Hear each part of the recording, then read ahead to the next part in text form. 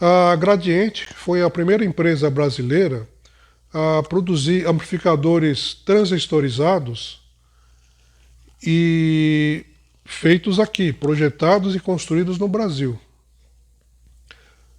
Obviamente, logo eles perceberam que precisariam também oferecer as caixas de som que fossem compatíveis com seus amplificadores.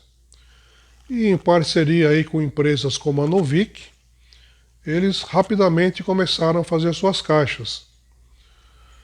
Essa primeira linha da Gradiente, vamos dizer aí mais ou menos na primeira metade dos anos 70, essa linha da Gradiente tinha caixas para várias finalidades, até porque eles estavam explorando um mercado que era novo ainda no Brasil. Então eles tinham desde caixas pequenas para sonorização ambiente e também tinham caixas grandes, como o modelo Jumbo, com um woofer de 15 polegadas. A modelo quarteto, que nós vamos mostrar nesse vídeo, seria um modelo abaixo do modelo Jumbo. E é uma caixa que foi muito usada em sonorização, em bares, boates, casas noturnas, porque é uma caixa que te falava bem alto, tinha um som de qualidade e na época custava um preço aceitável, não era assim uma coisa proibitiva.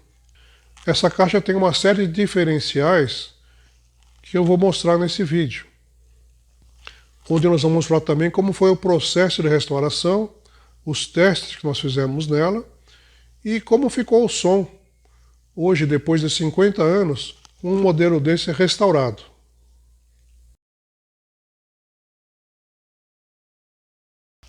Conforme eu expliquei no vídeo anterior, onde eu falei da caixa Polyvox modelo SA8G, essa caixa da Gradiente, modelo quarteto, ela funciona no sistema de radiador passivo. Então, só para lembrar, os três principais sistemas de caixa acústica são o duto sintonizado, a suspensão acústica, ou também chamada de caixa selada, e o modelo de radiador passivo, que é uma mistura da caixa dutada com a caixa selada. Na caixa tipo duto passivo, existem dois alto-falantes iguais, só que um deles não tem o ímã, não tem a bobina. Então ela funciona com um acoplamento acústico com o alto-falante principal. Então, se você reparar aí na foto, essa caixa aparenta ter dois woofers de 10 polegadas, mas só um deles recebe potência do amplificador. O outro, ele só funciona na parte da suspensão e é o ar que fica dentro da caixa, que é selada. Então esse ar dentro da caixa que aciona o radiador passivo. Essa era uma solução bastante adotada antigamente e continua sendo adotada até hoje em muitas caixas, principalmente essas caixas portáteis, porque você consegue obter bons graves, mesmo com alto-falantes pequenos, e mais importante do que isso, nesse projeto da Quarteto, é que as caixas com radiador passivo, assim como as caixas de suspensão acústica, elas tendem a ter um som mais linear, principalmente nas baixas frequências, nos graves. E isso realmente foi conseguido nessa caixa, conforme nós vamos ver nos testes.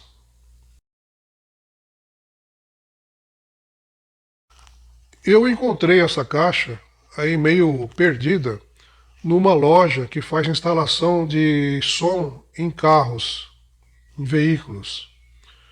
Então, pelo que eu entendi da história, alguém foi lá fazer uma instalação no carro e pagou com alguns equipamentos de som.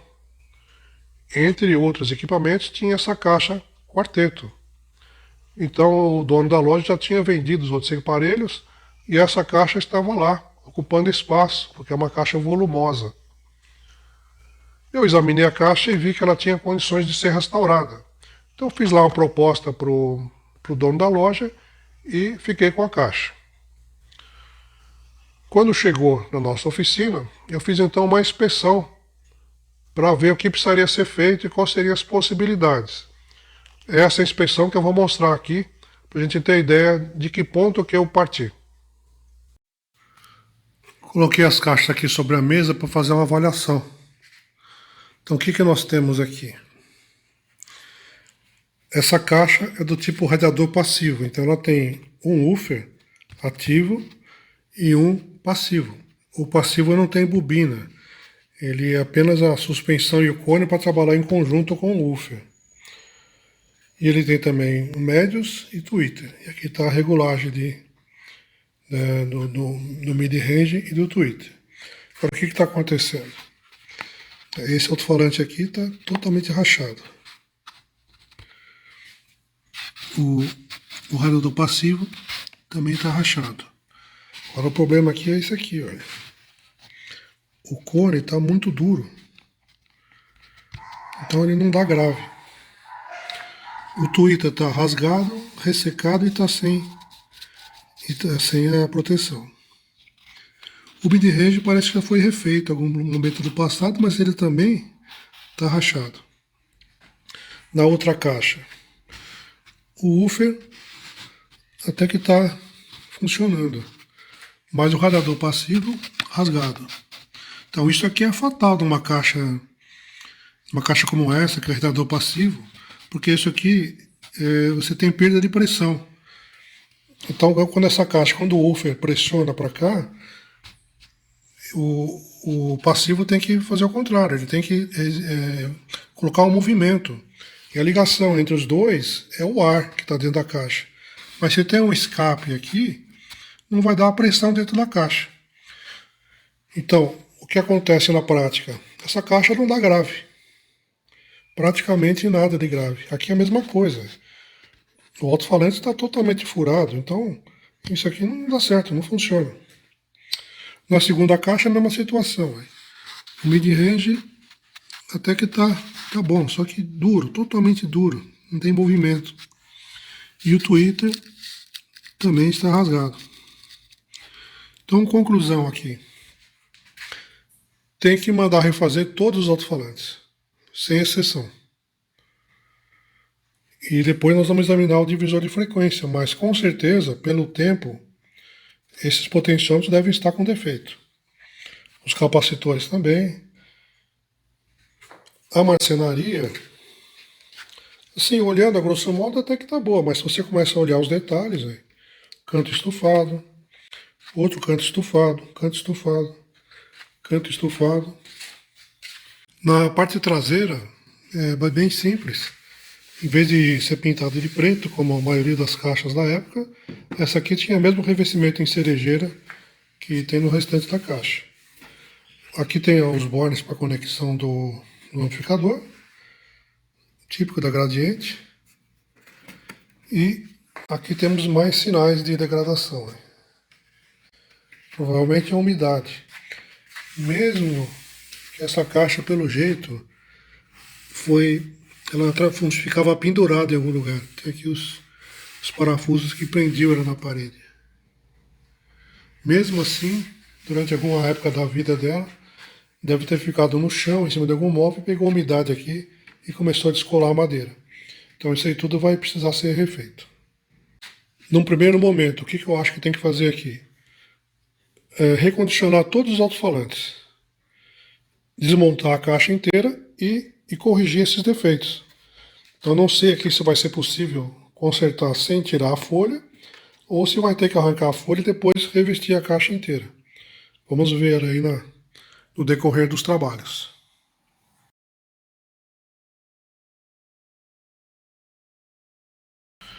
Retirados os alto-falantes, a gente tem uma ideia melhor de como é a situação. A impressão que me deu é que essa caixa nunca foi mexida. Está com as vedações originais da Gradiente, os parafusos originais, as soldas igualzinho ao que era. Então a impressão é que a caixa é 100% original. Por dentro, ela tem um revestimento com manta de algodão, revestimento acústico, que é uma alternativa que se usava muito na época, nos anos 70. Interessante é que o woofer é ligado direto. Ali está a ligação que vem do amplificador, entra direto no woofer. O divisor de frequência é o mais simples possível. Tem 4 capacitores, 3 que selecionam para o falante de médios, e para o tweeter tem outro capacitor e um resistor de atenuação. Muito simples, muito objetivo. Estou aqui desmontando as caixas e tirei a forração interna, que era feita com manta de algodão. Mas o que eu reparei aqui, só por curiosidade, era essa etiqueta aqui, que foi feito na Serraria Joia, que ficava na Avenida Nossa Senhora das Mercês, que por coincidência ficava a poucos quarteirões da casa onde eu morei até os 18 anos. Então eu nem sabia que essa caixa estava sendo feita bem do lado da minha casa. Esses são os falantes que uso então na caixa quarteto. O falante principal é esse aqui, Novik, modelo 25GA1. É um alto-falante de 10 polegadas e ele trabalha em conjunto com esse outro falante, que é o radiador passivo. Então ele tem que ser o mesmo cone do outro alto-falante, com a mesma suspensão, só que ele não tem o ímã. Ele tem um acoplamento acústico com o woofer através do ar que tem dentro da caixa. Então é uma mistura entre caixa de suspensão acústica e caixa dutada. Todos os cones estão deteriorados. O cone principal aqui está todo rasgado. Esse aqui não funciona mais. O que está melhorzinho é o Medius, mid-range. Mas mesmo assim ele está rasgado aqui. O mid-range é um 12 GM2. E o tweeter está extremamente fragilizado. É um tweeter que tem um desenho um pouco diferente. O modelo dele, 8GT. Então esses falantes vão ser mandados agora para o nosso colega que restaura. E vamos ver que trabalho que ele consegue fazer.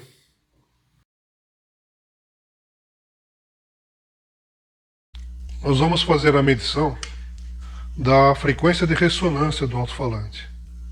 Qual é a importância dessa medição? A frequência de ressonância vai determinar, assim, na prática, qual é a menor frequência que a caixa vai conseguir reproduzir, ou seja, até que ponto dos graves baixos ela vai conseguir chegar. Por exemplo, um alto-falante que tem a frequência de ressonância em 100 Hz, a caixa não vai conseguir reproduzir abaixo disso. Estou falando a grosso modo, né? E, na verdade existem alguns detalhes técnicos que podem fazer com que a frequência caia um pouco abaixo.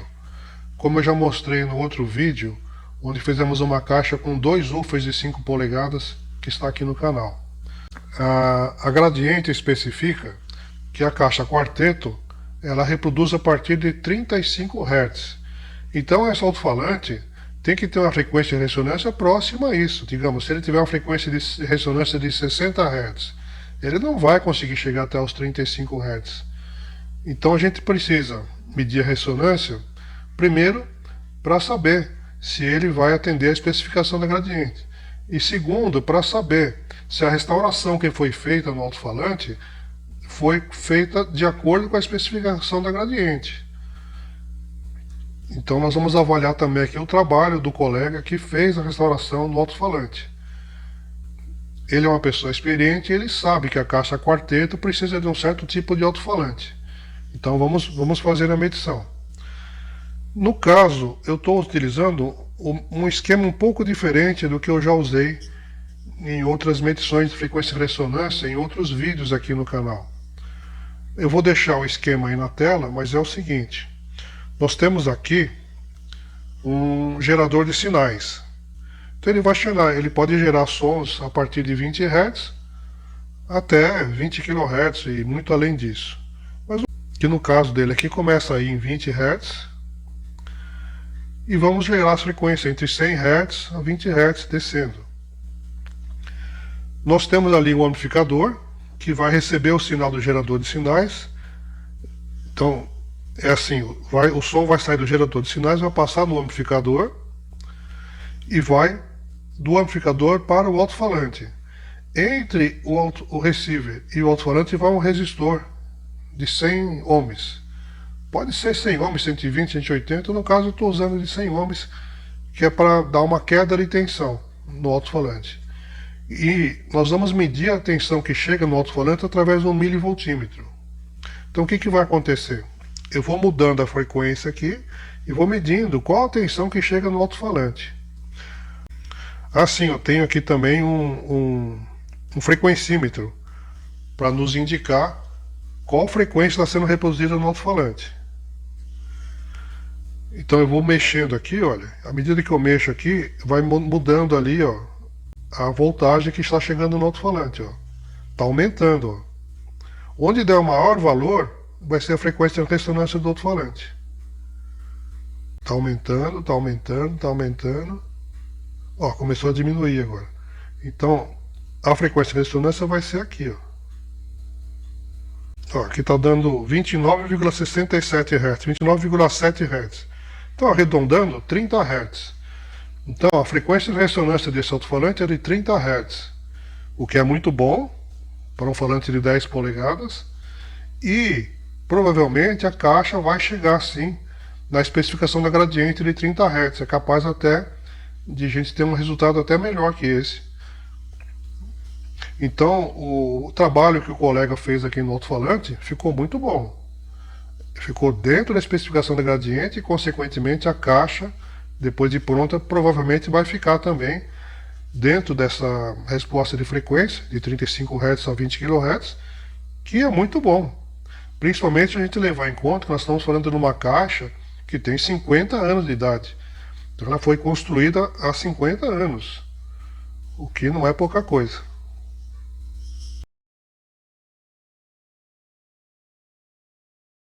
Vamos tratar agora do divisor de frequências. Para facilitar aqui meu estudo, eu fiz o esquema eletrônico aqui da caixa. Nesse caso, nesse projeto da Gradiente, o divisor vem em duas partes.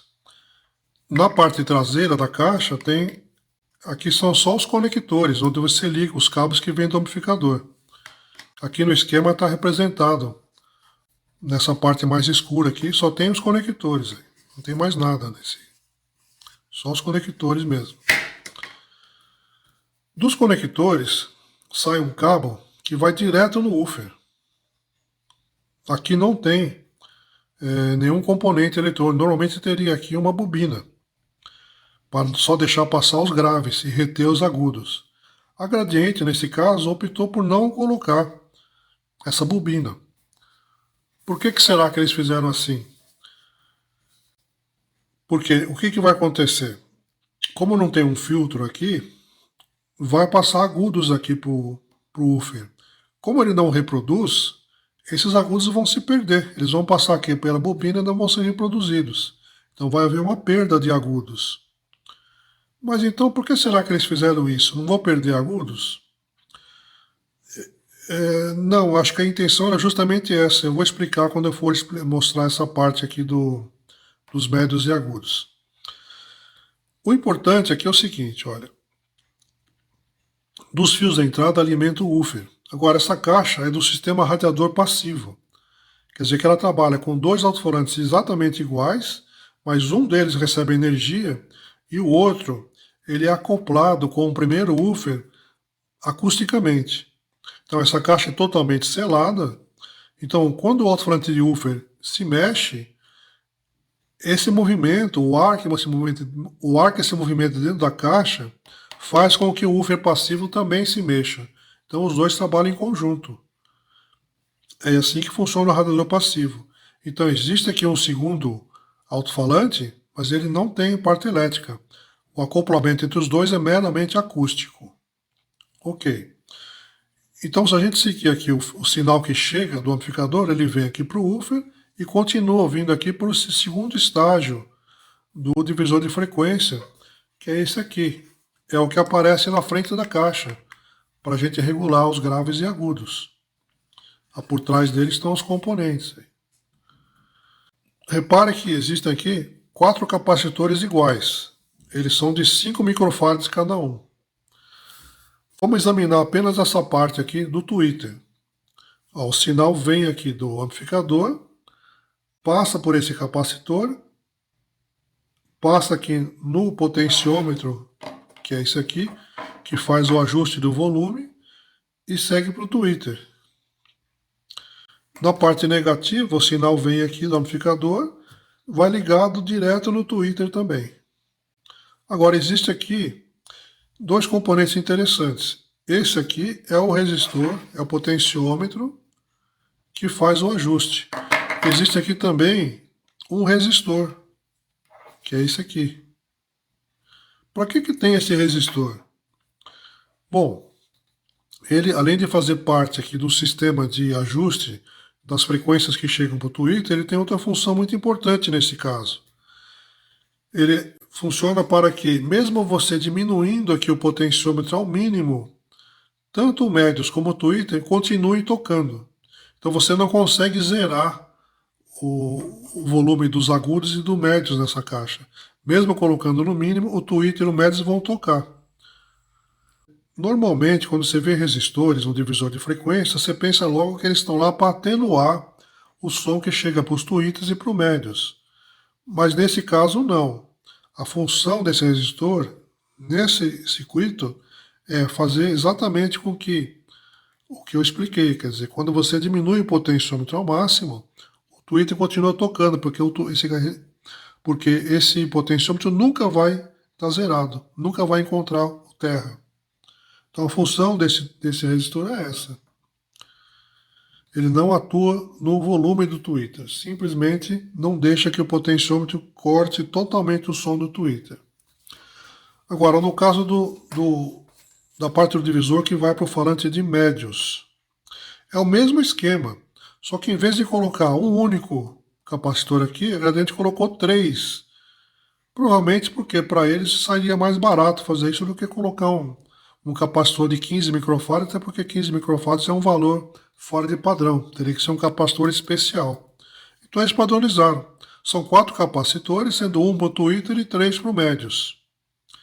Nessa configuração, segundo a Gradiente, as frequências de corte seriam de 1 kHz para o médios e 5 kHz para o tweeter. Mas, fazendo aqui as contas com esses valores de componentes, eu cheguei no valor de 1,7 kHz para o médios e 4,5 para o tweeter. Isso que, essas diferenças de valor, em termos auditivos, a diferença vai ser mínima. Você só vai perceber com ouvidos treinados e nos instrumentos. Quando a gente pega componentes assim antigos, é de se esperar que os resistores estejam conservados, mas os capacitores estejam com os valores alterados. Para tirar a dúvida, vamos então fazer a medição. Vamos pegar aqui um multímetro. Vamos ver primeiro os resistores. Então, como eu disse, é de se esperar que eles estejam em ordem. O resistor de 22 está com 22,5. Vamos ver o outro. O outro resistor está com 21,5. Então os dois estão perfeitos. Vamos ver agora os capacitores. Vamos ver primeiro do tweeter. Capacitor de 5 microfarads está com 9,2. Quer dizer, quase o dobro. Então significa o seguinte: o tweeter dessa caixa estava recebendo muito mais graves do que o que tinha sido planejado. E isso pode estragar o alto-falante, sim. Talvez seja por isso que ele estava estourado. Vamos ver os capacitores dos médios. São 3 de 5 ligados em paralelo. Eles devem dar 15. Estão com 27. Quer dizer, o mesmo caso do tweeter. Esse alto-falante de médio estava recebendo muito mais graves do que o que ele tinha sido projetado. Provavelmente é por isso que ele estava estourado também. Porque como o alto-falante ele foi projetado para reproduzir médio, se ele recebe graves, força muito o cone. Acaba arrebentando o cone que foi o caso que aconteceu aqui. Tanto o Twitter como o Medius estavam com o cone estourado, quer dizer que eles estavam trabalhando forçado. Provavelmente por causa dessas pecinhas, que custa aí alguns reais. Então, por falta de revisão na caixa, acabaram estragando os alto-falantes e talvez tenha sido por isso que essa caixa foi encostada pelo antigo proprietário.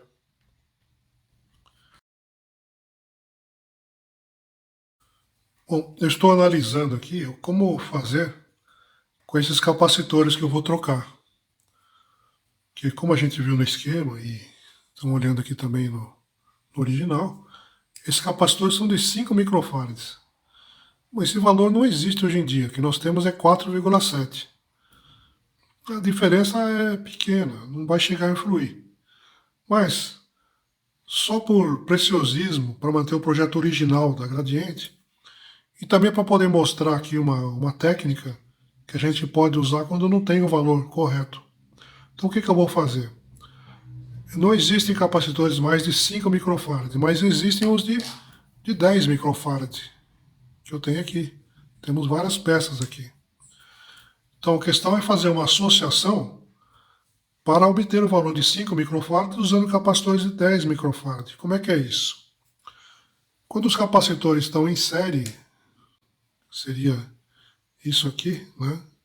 A gente interliga os dois e fica aqui. A saída fica aqui. Quando a gente liga em série, o valor vai ficar pela metade, quer dizer, 10 vai ficar com 5. E quando eu ligo em paralelo, que seria assim, então os valores se somam. Então se eu estou botando 2 de 10 em paralelo, eu vou ter 20. Então como é que nós vamos fazer? No capacitor do Twitter, que é de 5 microfarad, eu vou colocar dois capacitores de 10 ligados em série. Então em vez desse desenho aqui, que eu tenho um capacitor, eu vou colocar dois ligados em série. Desta maneira. Então ao invés de ter 5 microfarads, eu tenho 10 aqui e 10 aqui. Em série, então isso aqui vai dar os 5. Agora, como é que eu faço no caso dos três capacitores de 5 do esquema original, que vão me dar 15, então? É muito simples. Eu vou ligar um capacitor de 10, então eu já tenho aqui 10 microfarads. E, em paralelo com ele, eu vou ligar dois capacitores de 10 em série. Então vai ficar assim, olha. Então aqui eu tenho 10. Quanto que eu tenho aqui? Isso aqui eu tenho 10. Aqui eu tenho 10. Os dois em série vai me dar 5. 10 mais 5, então essa associação aqui vai dar os 15 que eu estou querendo. E aqui ligando os 10 em série, eu vou ter os 5 que eu estou querendo. Então assim eu mantenho o projeto original da Gradiente exatamente como foi feito, usando capacitores de 10 microfarad, ao invés dos de 5 originais. Eu vou fazer a ligação e volto mostrando a medida. Eu já fiz as associações dos capacitores. Então esse aqui é o do Twitter. Então são 2 de 10 ligados em série. Então aqui, teoricamente, entre esse e esse, vai ter que dar 5 microfarads. E o do Medius são dois capacitores ligados em série. E em paralelo com eles, tem um outro capacitor. Então entre esse pino e esse aqui, vai ter que dar os 15 microfarads. Então já estou com o capacímetro ali. Vamos ligar aqui e ver. Primeiro o do Medius. Vamos lá ver. 15,9. Tá bom, tá 5% de tolerância, tá ótimo. Vamos ver o do Twitter agora. Deveria dar 5, tá com 5,3. Então é menos de 10%, mais ou menos 8% a mais. Então a nossa associação aqui ficou ok, de acordo com a especificação da Gradiente. Vamos agora montar então no divisor de frequência. O divisor está montado. Eu tirei os potenciômetros, limpei, lubrifiquei. Agora estão funcionando, que é uma beleza. Aqui estão os capacitores do falante de médios, os 3 capacitores. Aqui o capacitor do Twitter acabou ficando com um só, que eu ia associar 2 e 10, mas no final das contas eu procurei aqui no meu lote de capacitores de 4.7 e achei 2 que estavam fora da tolerância, que estavam com 5. Isso é normal num lote de produção. Então eu acabei colocando um capacitor só. Então, apesar dele ser nominal 4.7, na realidade ele tem 5. Então ficou um capacitor só para o Twitter e os 3 capacitores do médios que associados vão dar os 15 microfarads que a gente precisa. Aqui vai ser ligado o fio, esse aqui é o fio que vai ligado no positivo do Twitter. Esse aqui é o fio que vai no positivo do alto-falante de médios. Aqui nesse fio preto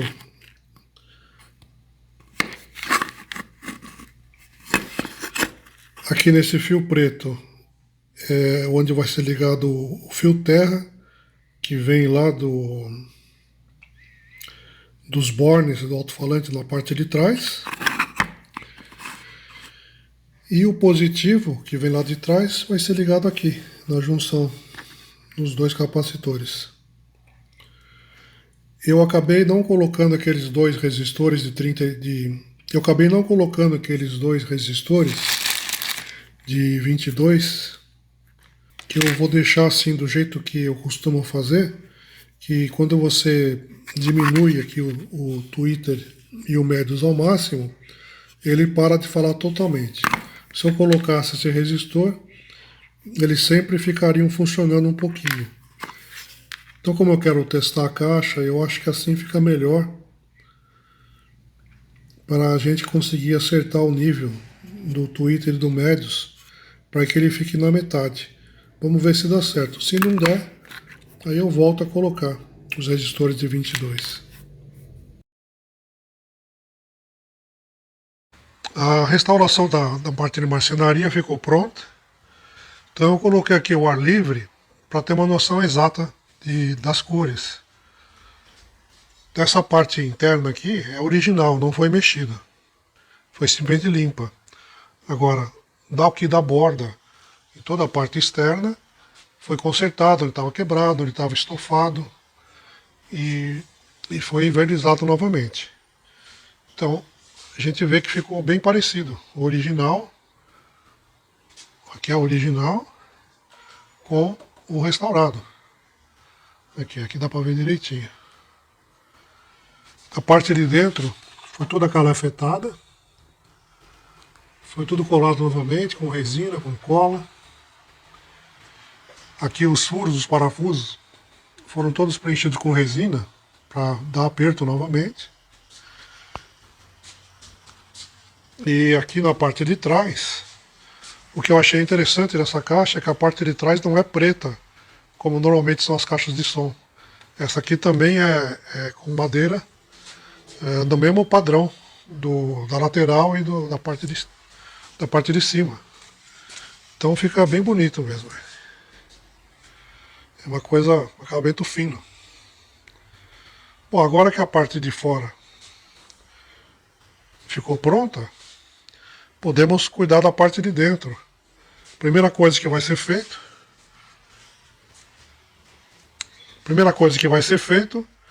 é colocar o revestimento acústico e colocar o divisor de frequência.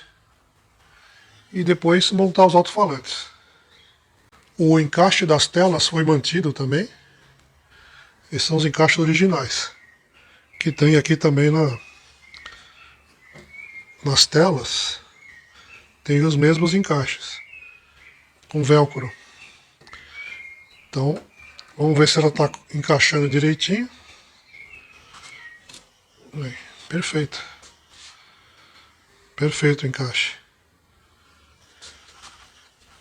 Vamos ver a outra.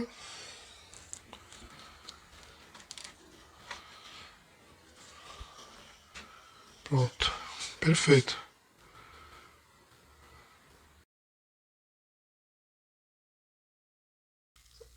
Já foi feita a montagem da parte de dentro. Inicialmente eu tinha pensado em trocar a forração, mas resolvi manter a original de algodão mesmo. Se fica tudo original de acordo como era.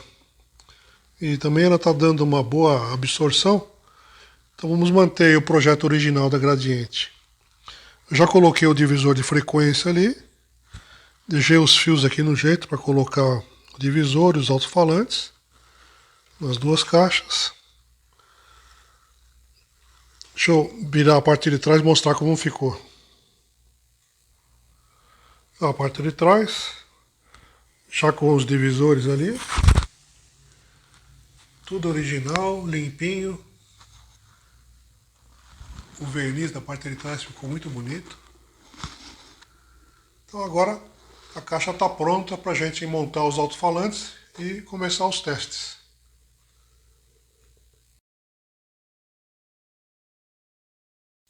Agora que cada elemento da caixa já foi testado, revisado, recondicionado, chegou a hora da gente montar. Então eu deixei tudo organizado aqui em cima da mesa para poder fazer a montagem. Importante fazer a vedação dos alto-falantes. Esse aqui já está, nos outros vou fazer ainda. Com a massa para calafetar. No caso aqui eu estou usando essa daqui, mas pode ser qualquer outra. Os alto-falantes já estão aqui no jeito. Divisor de frequência. Ferramentas. Ali está o Médios, o Twitter. O projeto, para a gente seguir exatamente o que foi planejado. Então, vamos fazer a montagem e depois vamos testar a caixa. Eu vou acrescentar aqui um item que não é original na caixa, mas eu acho que está fazendo falta, que é a etiqueta de identificação. Então eu fiz mais ou menos nos moldes que a Gradiente e a Polivox costumavam usar, mas identificando a caixa, o modelo. Essa aqui é a número 2, a outra é a número 1. E estou colocando aqui a impedância, 8 ohms, a potência e a nossa assinatura aqui. Então é um caprichozinho que não afeta em nada a caixa, mas pelo menos identifica corretamente o modelo, a potência, e fica aí um registro para a posteridade.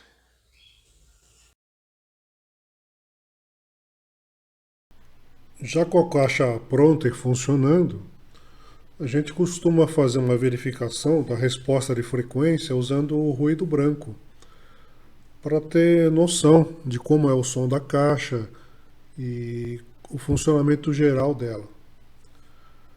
Olhando assim, o gráfico parece meio confuso, por isso que a gente costuma traçar uma linha horizontal para poder ter ideia das variações. A primeira coisa que chama a atenção é a linearidade da resposta. Começando aproximadamente em 40 Hz e indo até cerca de 2.500 Hz, a resposta é linear. Isso significa que ela vai reproduzir a voz humana muito bem e os instrumentos básicos como violão, piano e o próprio baixo vão tocar muito bem. Aí a resposta tem um pico ao redor aí dos 3.000 Hz até uns 5.000 Hz mais ou menos. Depois ela cai um pouco até uns 10, 12 kHz e depois ela tem um reforço até os 20 kHz e vai bem além disso. Com base nesse gráfico, eu posso dizer que a resposta de frequência dessa caixa começa em 40 Hz e vai até além de 20 kHz, com uma variação de aproximadamente mais ou menos 5 dB, o que é um resultado bastante bom, principalmente para uma caixa que é antiga e foi toda restaurada, em cada mínimo detalhe. Agora, para ter noção exatamente como ela soa, só mesmo fazendo um teste de audição, que é o que a gente vai fazer a seguir.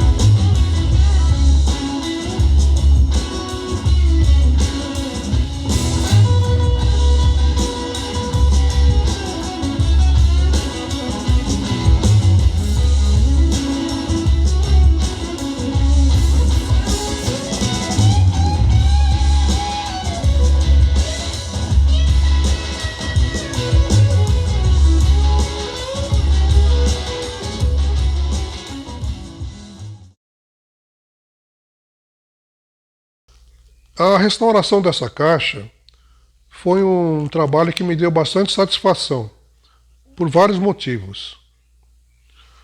O primeiro deles é que essa caixa tinha uma memória afetiva para mim, porque muitos lugares que eu frequentava na minha adolescência eram sonorizados com essas caixas. Então elas viraram sim um objeto de desejo para mim. E eu tinha de memória, gravado na minha memória auditiva, o tipo de som que ela produzia. E eu me lembrei que o som era muito bom, muito agradável. Aliás, uma das qualidades dessa caixa é a sensação de presença que ela nos dá. Principalmente em música que tem vocal assim, bem acentuado, o som é muito interessante. Parece realmente que o cantor está presente ao vivo.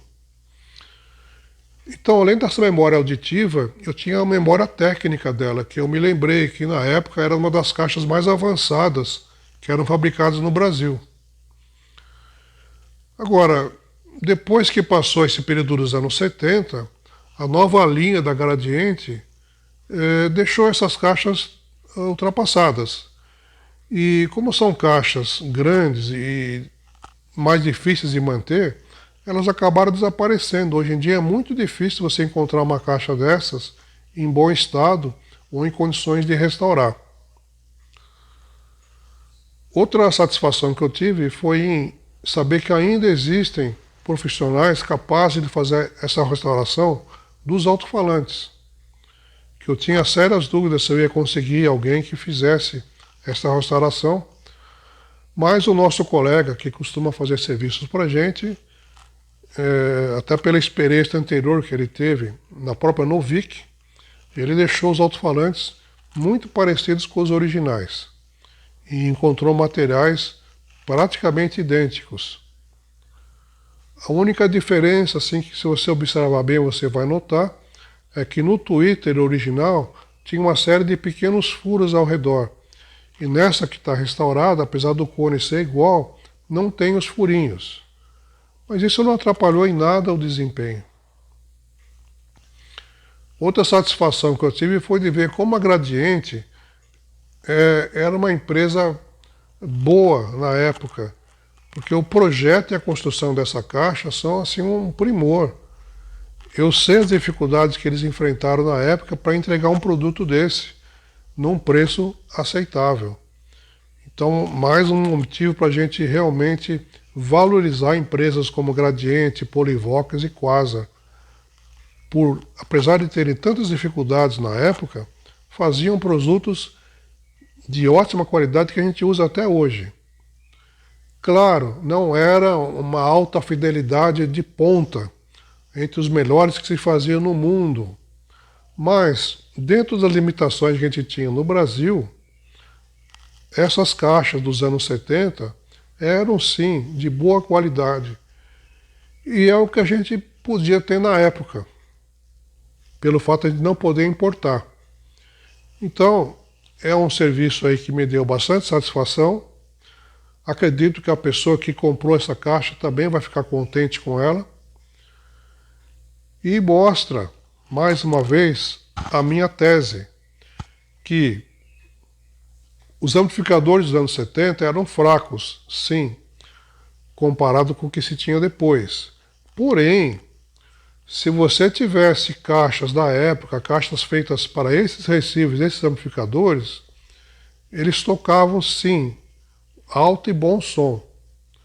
Como, aliás, você vai poder constatar no vídeo a seguir, onde eu faço uma comparação entre essa caixa quarteto e uma caixa Concert 3 da Gradiente. A caixa quarteto fabricada em 73 e a caixa Concert 3 fabricada em 1983. São 10 anos de diferença. E nesses 10 anos, muita coisa mudou. Porém, 50 anos depois, a caixa quarteto continua tocando sim, muito bem, alto e bom som.